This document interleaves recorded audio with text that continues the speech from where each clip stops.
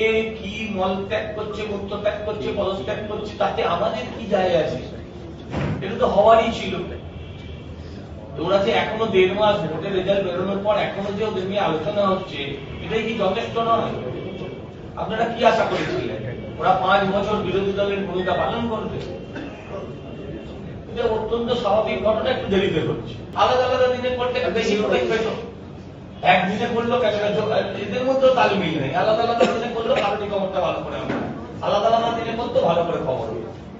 শনিবার রবিবার এমনি খালি ছিল, বিধানসভা ছিল না, ভালো। এখন ওরা কোথায় পদত্যাগ করবে, ওরা কোথায় কার মাল খেয়েছে, কি করেছে, তারপরে পাবলিক যেরকম অমলেট বানাচ্ছে, সেটার থেকে বাঁচতে এখন এইসব করছে। কি করবো আমরা, বলবো? আপনাদের দরজা খুলে রাখলে তো আর এরা এই পদত্যাগ করছে না, দরজা খুলে ঢুকে পড়ে। এগুলো দলীয় সিদ্ধান্ত, অনেক বড় মাপের সিদ্ধান্ত, এগুলো বলার ক্ষমতাও আমার নেই আর বলার অধিকারীও আমার। টাকাটা পাবলিকের, লুটের মালের বকরা এখন সবাই চায় যে গোষ্ঠীতেই থাকুক। মুশকিল হচ্ছে ওদের দলের টাকা, ওদের দলের নেতারা, তারা নিজেরা ভাগ বাটোয়ারা করবার জন্য আজকে এ বলছে ফ্রিজ করো, ও বলছে ফ্রিজ থেকে বার করো। এতে আমাদের কি করার আছে বলুন? কিন্তু আমরা চাই এই টাকা জনগণের, এই টাকা ইডি এসে তদন্ত করুক এবং এই টাকা দরকার মতন তারা ফ্রিজ করুক। ইডি এই টাকা সিজ করুক, ফ্রিজ না করে ইডি এই টাকা সিজ করুক। কারণ এই টাকা পাবলিকের টাকা। যে কোম্পানিগুলো টাকা দিয়েছে তারা কোথেকে দিয়েছে, কেমন করে দিয়েছে, কিসের জন্য দিয়েছে, তারও তদন্ত।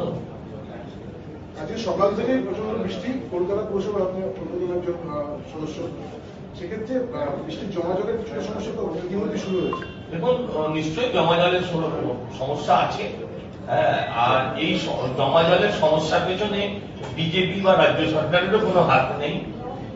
আগামী 2-3 বছর বাদে যদি জল জমে, তখন আপনি বিজেপিকে আঙুল তুলবেন। আর বৃষ্টিটাও অনেক হচ্ছে। কিন্তু পুরসভাটা কোনো কাজ করছে না, কারণ না, কেন পুরসভা কাজ করছে না? মেয়রের ছবি পাচ্ছেন না, এক্স মেয়রের ছবি পাচ্ছেন না বলে পুরসভা কাজ করছে না, কতটা বলা ঠিক হচ্ছে না।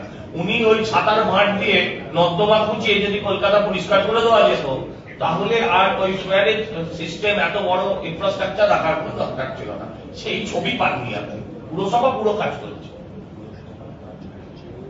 বলছি দেখভালের যে বিষয়টা, মেয়র বা এই যে যেভাবে কাউন্সিলররা হয়, এগুলোর প্রত্যেকের পেছনে একজন করে ডিজি আছে।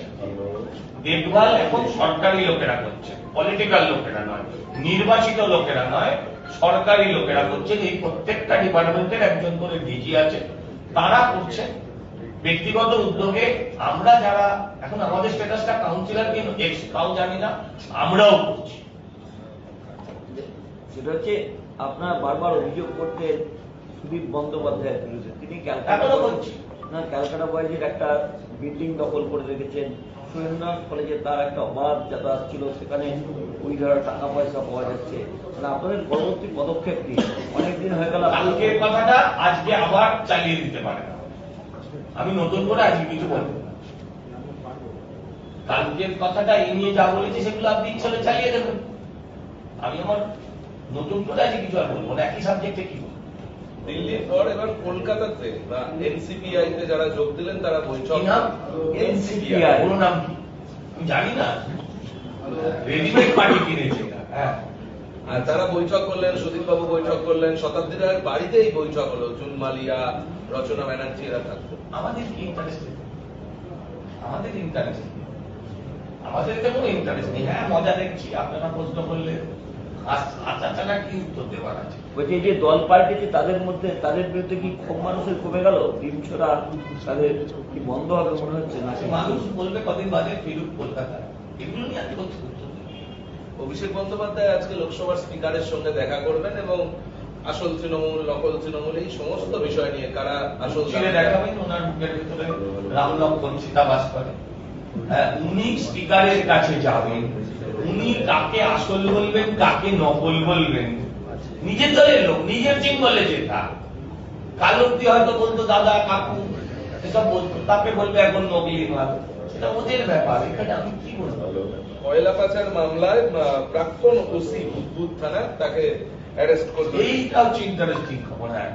একে ভালো করে যে তদন্তকারী সংস্থা রগড়ালে কার কার নাম বেরোয়, কাকে কাকে ধরা যায়, সেটা নিয়ে আমরা ইন্টারেস্ট। সরকার কাজ করছে, তার প্রমাণ পাচ্ছে। কার কার নাম বেরোবে আশঙ্কা করছে? ওটা এই বলতে পারবো, ভাইপোকে জিজ্ঞাসা করুন, করতে পারে কার কার নাম বেরোবে। আমি তো পয়লা চুরিতে ছিলাম না যে আমি বলবো কার কার নাম বেরোবে।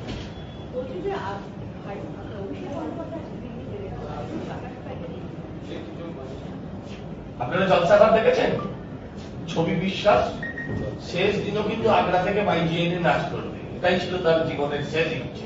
সেই চার্টার ফ্লাইট কার্যকরদিন আছে চলুন, আর যা টাকা আছে সেটা যদি ফ্রিজ হয়ে যায়, খালি আগামী দিন সাইকেলও জুটবে।